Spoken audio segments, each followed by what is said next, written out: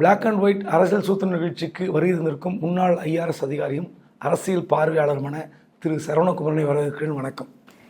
நன்றி. வணக்கம். சில நாட்களுக்கு முன்பு முதலமைச்சர் ஸ்டாலின் அவர்கள் ஒரு தொல்லியல் துறை விழா, அதில் $1 மில்லியன் பரிசு, அதாவது 8.5 லட்சம் கோடி பரிசு கொடுக்குறார். இதில் என்னென்னா, சிந்து சமவெளி நாகரிகமும் தமிழக நாகரிகமும் ஒன்றுக்கொன்று தொடர்புடையது. அங்கு பயன்படுத்தப்பட்ட, அங்கு கிடைக்கப்பட்ட, அகழ்வாராய்ச்சியில் கிடைக்கப்பட்ட சின்னங்கள், பொருட்கள், மண்பாண்டங்கள் எல்லாமே 90% தமிழருடைய நாகரிகத்தில் இணைந்ததாக பார்க்கப்படுகிறதுன்னு சொல்லியிருக்கார். 100 வருடங்களாக கண்டுபிடிக்கப்படாத இந்த வரலாற்று உண்மையை அறிஞர்கள் கண்டுபிடிக்கணும். அதற்கு ஒரு சேர் வச்சுருக்காரு. ஐராவதம் மகாதேவன் பேரில் ஒரு ஸ்பெஷல் சேர் இருக்கை அமைக்கப்பட்டிருக்கிறது. அவங்க தான் இந்த கண்டுபிடிப்பை கண்டுபிடிச்சாங்கன்னா அந்த யாருக்கு பரிசோ அந்த கண்டுபிடிப்பதை உறுதி செய்வதற்கு இந்த சேர் இருக்குது. உண்மையிலே 8.5 கோடி ரூபாய் பரிசை யாராவது வாங்குவார்களா? சிந்து சமவெளி நாகரிகத்தையும் தமிழர் நாகரிகம் ஒன்று என்று உறுதிப்படுத்துவதற்கு வாய்ப்பு இருக்கா? இல்லை, அதாவது 8.5 கோடி அவங்க அனௌன்ஸ் பண்ணியிருக்காங்க, யாரோ ஒருத்தர் வாங்கணும், அதை நம்ம பாராட்டுவோம். ஆனால் அவளுக்கு எளிதில்லை. ஏன் எளிதில்லை அப்படிங்கிறது ஒரு கேள்விக்குறி. தமிழ் நாகரிகம் ஏன் தமிழ்நாடு சிஎம் அனௌன்ஸ் பண்ணுறாரு? கண்டிப்பாக தமிழர்களுக்கும் சிந்து சமவெளி நாகரிகத்துக்கும் ஒரு தொடர்பு இருக்க வேண்டும் அப்படிங்கிற ஒரு ஆசை, ஒரு ஆவா அவருக்கு இருக்குது. இப்போ இந்த இடம் பாகிஸ்தானில் இருக்குது. இன்றைக்கி பாகிஸ்தானில் யாராவது இந்த நாகரிகம் ஏன் நாகரிகம்னு சொல்லி நீங்கள் கேட்டிருக்கீங்களா? ஆப்கானிஸ்தானில் இருக்குது. ஆப்கானிஸ்தானில் சிந்து சமவெளி நாகரிகத்துக்கு நாங்கள் தான் இருந்தோம் அப்படின்னு அவங்க யாராவது சொல்கிறாங்களா? சொல்லலை. இந்தியாவில் 2 விதமான குரூப்பு. இப்போ தமிழ்நாடு எங்கள் நாகரிகம்னு தமிழ்நாடு எடுக்க ட்ரை பண்ணுது. இதே ஒருத்தர் இந்த டெசிபர் பண்ணிட்டேன்னு சொல்லி இங்கிலீஷ் நியூஸ் 18ல் ஒரு பெரிய பேட்டி வந்திருக்கு. நான் டெசிபர் பண்ணிட்டேன், அந்த லாங்குவேஜை டெசிபர் பண்ணிட்டேன், இதான் மீனிங்கு. அவங்க இந்தியாவுடைய இன்னொரு எக்ஸ்டென்ஷன், நோ பிரேக். அதாவது எப்படி நீங்கள் வரலாற்றில் இண்டஸ் வேலி சிவிலைசேஷன் ஆரம்பித்து இந்தியா வரலாறு தொடர்ச்சியாக இருக்கிறது. நீங்கள் பிரேக் ஆனால் தானே யாரும் கண்டுபிடிக்க முடியாது, தொடர்ச்சியாக இருக்கிறது. அப்போ இன்றைக்கி இருக்க இந்தியாவுடைய ஒரு காமன் நாகரிகம் தான் இண்டஸ் வேலி சிவிலைசேஷன் அப்படின்னு அவர் சொல்லியிருக்கார்.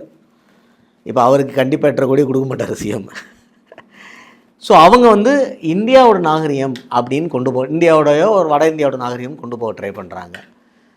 இப்போ இதில் 2-3 விஷயங்கள் நம்ம புரிஞ்சுக்கலாம். இண்டஸ் வேலி சிவிலைசேஷன் சொல்கிறோம், ஆனால் வேதிக் கல்ச்சர்னு சொல்கிறோம்.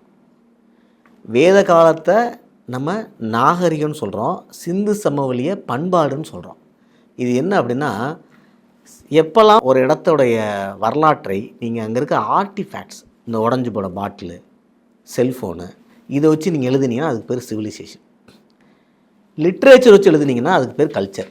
வேதிக் பீரியடில் ஒன்று கூட இந்த மாதிரி கிடையாது. நம்ம ரிக்வேதா பீரியட்லேருந்து வருது இல்லையா, இது ரிக்வேதா ஒரு 1000 பிசியில் ஆரம்பித்து ஒரு 700-800 பிசி வரைக்கும் அந்த பீரியட் தான் வேதிக் பீரியடோட பீக்.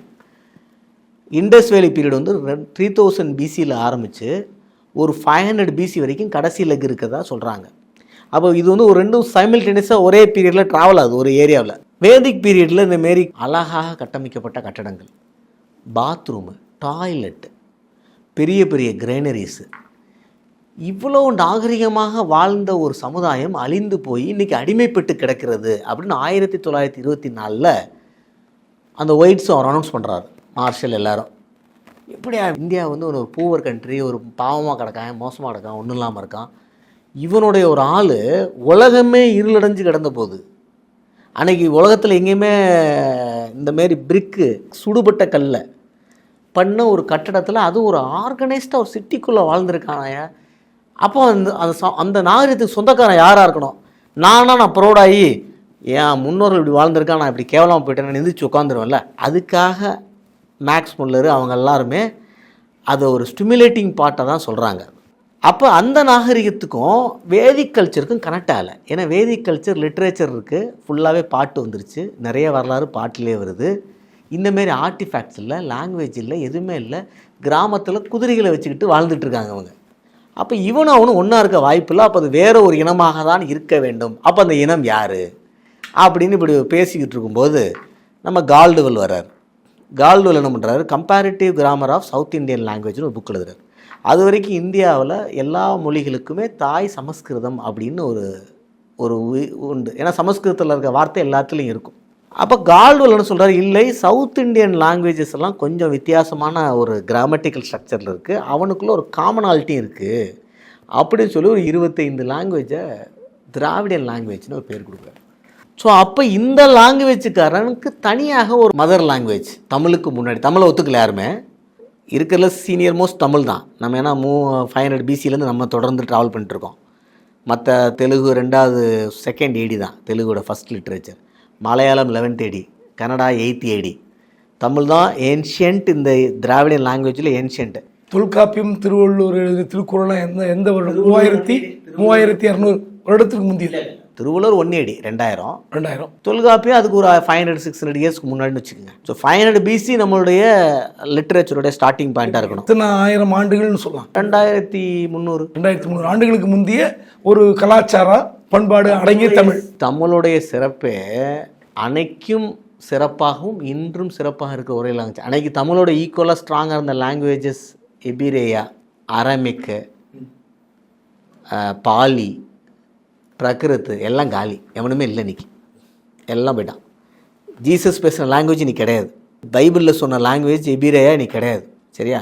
ஆனால் இன்றைக்கி வரைக்கும் உயிரோடு இருக்கிறது தமிழோட சிறப்பு. அதனால தான் தமிழ் கன்னி தமிழன்னே நம்ம சொல்கிறோம். எனக்கு வயசாகாதரா போடா அப்படிங்கிற அந்த கான்செப்டில் வருது. இப்போ நம்ம எப்படி புரிஞ்சுக்கிறோன்னா, அதனால் ஒரு குரூப் ரிசர்ச் இவங்க எப்படி கொண்டு போனாங்கன்னா, அப்போ வேதிக் கல்ச்சருடைய நாகரிகம் இண்டஸ் வேலியில் இல்லை, ஆனால் இன்னொரு பவர்ஃபுல் நாகரிகம் இருந்திருக்கணும், அவன் திராவிட நாகரிகமாக இருக்கணும் அப்படின்னு அவங்க அந்த பார்வையில் பார்க்கும்போது, அந்த இருக்க பிக்டோரியல் லெட்டர்ஸ், சிந்து சமூகத்தில் கிடைச்ச லெட்டர்ஸ் இருக்கு இல்லையா, அதையும் நம்மளுடைய தமிழில் பழைய தமிழ் பிராமின்னு சொல்லுவோம். தமிழில் 3 லெட்டர் இருக்குது. இன்றைக்கி இருக்கிற தமிழ் எழுத்துக்கள், இதுக்கு முன்னாடி வட்டெழுத்துக்கள், அதுக்கு முன்னாடி தமிழ் பிராமி இந்திய பிராமி ஒன்று இருக்குது, பிராமி ஸ்கிரிப்ட். தமிழ் பிராமி கொஞ்சம் டிஃப்ரெண்ட் அதுலேருந்து. ஸோ இந்த தமிழ் பிராமியில் இருக்க சில விஷயங்களும் அது ஒன்றா இருக்குன்னு இப்போ நம்ம சில தமிழ் அறிஞர்கள், ஐராவத மகாதேவனாக இருக்கட்டும், இவங்கெல்லாம் திராவிடத்தோட ஒத்து போகுதுன்னு வச்சுருக்காங்க அவங்க. ஆனால் என்ன அப்படின்னு பார்த்தோம்னா, இண்டஸ் வேலியில் இது வரைக்கும் நமக்கு சென்டென்ஸாக கிடைக்கல. எப்போ நீங்கள் ஒரு இதை டெசிபர் பண்ணுவீங்க அப்படின்னா, ஒரு எக்ஸாம்பிள் சொல்கிறேன். அசோக சக்கரவர்த்தின்னு ஒருத்தர் இருந்தாருன்னு வரலாற்றில் நீங்கள்லாம் படிச்சிருப்பீங்க. ஆனால் அசோக சக்கரவர்த்தின்னு ஒருத்தர் இருந்தாருன்னு பிரிட்டிஷ்காரன் சொல்கிற வரைக்கும் அவனுக்கு தெரியாது இந்திய வரலாற்றில். என்ன அர்த்தம்? அசோக சக்கரவர்த்தின்னு ஒரு மிகப்பெரிய சக்கரவர்த்தி ஆப்கானிஸ்தான்லேருந்து தமிழ்நாடு வரைக்கும் ஒரு ராஜ்யத்தை வச்சுருந்தாங்க அப்படிங்கிற வரலாறு, பெரிய பேரரசு அசோக பேரரசு தான். இது யார் கண்டுபிடிக்கிறான்னா, இதே இண்டஸ் வேலி சிவிலைசேஷனை எக்ஸவேட் பண்ணுறவங்க தான். ஒடிசாவில் ஒரு தூண் கிடைக்குது, மத்திய பிரதேசில் ஒரு தூண் கிடைக்குது, ஆப்கானிஸ்தானில் ஒரு தூண் கிடைக்குது. ஒரே தூண், ஒரே ஸ்ட்ரக்சரு, கீழே ஒரே பிரியமதின்னு ஒரு வார்த்தை அவர் அதை யூஸ் பண்ணுறாரு அசோகர் அதிகமாக. மக்களுக்கு பிரியமான அரசன் சொல்லி அந்த டயலாக் வரும். என்னடா இங்கேருந்து ஒருத்தன் இந்த தூண் ஒன்று இங்கிட்டிருந்து இங்கே வந்திருக்கணும், ஒன்று ஆப்கானிஸ்தான்லேருந்து ஒடிசாவுக்கு வந்திருக்கணும், இல்லை ஒடிசாலேருந்து ஆப்கானிஸ்தான் வந்திருக்கணும். எப்படி இப்படி இருக்குன்னு அவன் உட்காந்து ஸ்டடி பண்ணி, அப்போ இந்த இடத்த ஆண்ட ஒரு அரசன் இருந்திருப்பான்னு கண்டுபிடிச்சி அவன் யாருன்னு பார்த்து அந்த லெட்டரை டெசிபர் பண்ணும்போது அதுவும் இன்னொரு கல்வெட்டு மேட்ச் ஆனதுனால அசோக சக்கரவர்த்தியோடைய ரீஜன் அவன் கண்டுபிடிக்கிறான். நமக்கு தெரியாது. அதுக்கு இந்த சென்டென்ஸ் மேட்ச் ஆகிற ஒரு வாய்ப்பு கிடைச்சா, அந்தமாரி வாய்ப்பு இண்டஸ் வேலியில் கிடையல. ஏன்னா இண்டஸ் வேலியில் ஸ்கிரிப்ட் இருக்கே தவிர சென்டென்சஸாக இல்லை. ஒரு 4 சென்டென்ஸ் ஒரு சென்டென்ஸ் நாங்கள் மீனிங் பிடிச்சிட்டோன்னு வச்சுக்கோங்க, இன்னொரு லாங்குவேஜை கம்பேர் பண்ணி இல்லை இந்த இடத்தோட மீனிங் பண்ணி. எல்லா லாங்குவேஜுக்குமே ஆரம்ப புள்ளி பிக்டோரியல் லாங்குவேஜ் தான். இன்றைக்கி சைனாவில் எத்தனை லெட்டர் இருக்குன்னு நினைக்கிறீங்க? சைனீஸோட லாங்குவேஜ் இருக்க, அதில் எத்தனை லெட்டர் இருக்குன்னு நினைக்கிறீங்க? 2500, 6000. இப்போ சைனீஸ் அதை யூஸ் பண்ணுறதில்ல. அதுக்கு பதிலாக அவங்க இன்னொன்று டெவலப் பண்ணி ஒரு இங்கிலீஷ் லெட்டர் மாரி ஒரு 40 லெட்டர் 60 லெட்டர் வச்சுருக்காங்க. பிங்குவின்னு ஏதோ பேர் வச்சுருக்காங்க. அவங்களோட 6000 லெட்டர் அவங்களுக்கு தெரியாது சைனீஸ்க்கு இப்போ. ஏன்னா அது எல்லாமே பிக்டோரியல் லாங்குவேஜ்.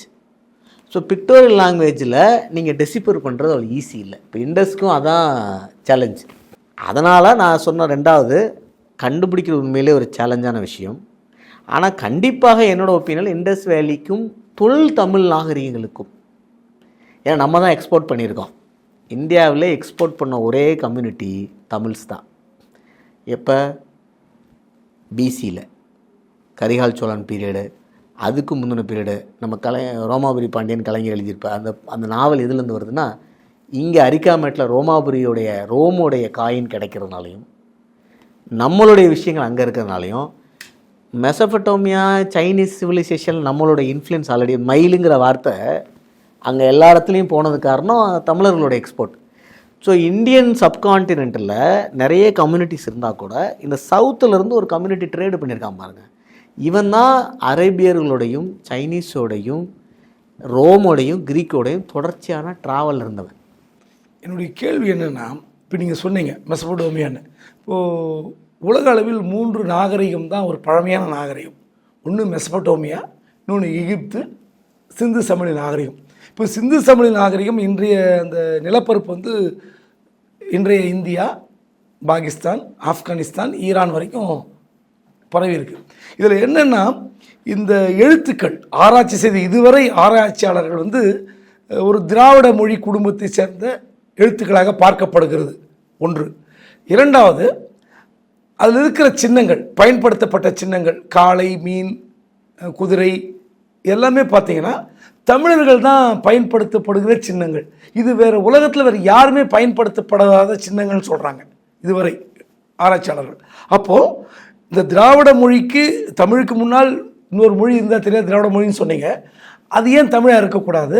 அந்த தமிழையும் இந்த சிந்து சமவெளி நாகரிக இந்த பண்பாட்டை இந்த அகழ்வாராய்ச்சி செய்த போது ஹரப்பா, மொஹஞ்சதாரோ நகரங்களில் இப்படிப்பட்ட தெருக்கள் இருந்தன, கழிவறைகள் இருந்தன, கால்வாய்கள் இருந்தன, இதெல்லாம் சொல்லும்போது அப்படிப்பட்ட ஒரு நாகரிகம் கீழடியிலையும் ஆதிச்சினரிலும் இருக்கும்போது இதை கனெக்ட் பண்ணுறதுக்கு எது தடுக்கும்? ஏன் உலக வரலாற்று ஆராய்ச்சியாளர்கள் இதுவரை ஏன் அப்படி ஒரு முடிவு எட்டப்படலை? இல்லை, கால்டுவெல் சவுத் இண்டியன் அந்த புக் எழுதும்போது முதல் மொழி தமிழ் தான் ஒத்துக்கிறாரு. ஆனால் தமிழ்லேருந்து தான் எல்லா மொழியும் ஒத்துக்கல. அவர் தமிழ்லேருந்து தான் தெலுங்கு வந்துச்சு, தமிழ்லேருந்து தான் மலையாளம் வந்துருச்சுன்னா தமிழ் தான் அந்த ஆதி மொழியாக மாறி இருக்கக்கூடும். அதை அவரும் ஒத்துக்கலை. அன்றைக்கி இருந்த மற்ற மொழிக்கு இப்போ திராவிடன் நீங்கள் சொல்கிறதே ஆந்திராவும் கேரளாவும் கர்நாடகாவும் ஒத்துக்கிட்டாங்களா? ஒத்துக்கல. முதல்ல இருந்தாங்க, அப்புறம் பிரிஞ்சுட்டாங்க. கொடகு, கூயி, கோண்டா இந்த லாங்குவேஜ்லாம் திராவிடன் லாங்குவேஜ். ஒடிசாவில் இருக்காங்க, கொடகுல இருக்காங்க, அவங்களாம் ஒத்துக்கிறாங்களா? நம்ம ஒரு மதர்லி அப்ரோச்சில் எல்லாத்தையும் அரவணைக்க ட்ரை பண்ணுறோம். ஆனால் நீங்கள் அமெரிக்காவாக இருந்தால் எல்லோரும் வந்துடுவாங்க உங்கள்கிட்ட, நீங்கள் இல்லை. ஸோ அதனால தான் பிரச்சனை. அந்த பக்கம் இண்டஸ் வேலி நாகரிகத்தில் இந்த நாகரிகங்களுடைய தொடர்புடையதுனால தான் தமிழ் நாகரிகமும் தொன் நாகரிகமும் நான் சொல்கிறேன். மெசபடோமியா நாகரிகத்தில் மயூரா அப்படிங்கிற சான்ஸ்கிரிட்டில் மயிலுக்கு வார்த்தை மயூரா, மெசபடோமியாவிலையும் இந்த வார்த்தை இருக்குது. ஊருங்கிற வார்த்தைகள் அதிகமாக பயன்படுத்தப்படுது. பாண்டியன் பற்றின மென்ஷன் இருக்குது இந்த எல்லா ஓல்டு இதுலேயுமே. இதெல்லாம் தமிழர்களுடைய தொன் நாகரிகத்தை இப்போ காட்டுது. இதில் நான் எப்படி சொல்லுவேன்னா, தமிழர்கள் வாழ்ந்த வரலாற்றிலே மிக சிறந்த காலம் ஃபஸ்ட் ஏஜோடு முடிஞ்சு போச்சு. அதுக்கப்புறம் தமிழை வாழவே இல்லைன்னு தான் நான் சொல்லுவேன். சங்க பீரியடு தான் தமிழர் நாகரிகத்தோட பொற்காலம். இது எல்லா தமிழாசிரியும் ஒத்துப்பான். கிபி 1க்கு முன்னாடி கிமு 300 வருஷம் இருக்கு சங்க இலக்கிய பீரியடு. இதுதான் தமிழர்களுடைய நாகரிகத்தோட பொற்காலம். அதுக்கப்புறம் தமிழர் நாகரிகத்தில் ஒன்றுமே இல்லை, நம்ம ஒன்றுமே பண்ணல. அவனை மேட்ச் பண்ணுறதுக்கு நம்ம பக்கத்தில் போகவே இல்லை. சோலாஸ் ஒரு 300-400 வருஷம் ப்ராப்பராக பண்ணியிருக்காங்க. அதை விட்ட நடுவில் எல்லாம் சின்ன சின்ன ஆளுங்க பாதி நேரத்தில் அடுத்தவன் தான் நம்மளை ரூல் பண்ணியிருக்கான். இவங்க நாகரிகமும் ஒரு சிறப்பாக சொல்லக்கூடிய சங்க இலக்கியத்துக்கு பக்கத்தில் நீங்கள் நினச்சே பார்க்க முடியாது. இன்றைக்கி நீங்கள் சொல்கிறீங்களா நான் மாடர்னு டெவலப்னு, அவன் பக்கத்தில் பார்க்க முடியாது. அவனோட ஆடைகளை பாருங்கள், அவனோட உடைகளை பாருங்கள், அவன் உணவு முறையை பாருங்கள், அவன் வீடை பாருங்கள், அவன் வாழ்ந்த வாழ்க்கையில் டீசென்சி, மென்னு விமன் ஈக்குவாலிட்டியில் ஹையஸ்ட்டுங்க. அவன் உலகத்தில் இந்த நாகரிகம் அவனுக்கு கிடையாது.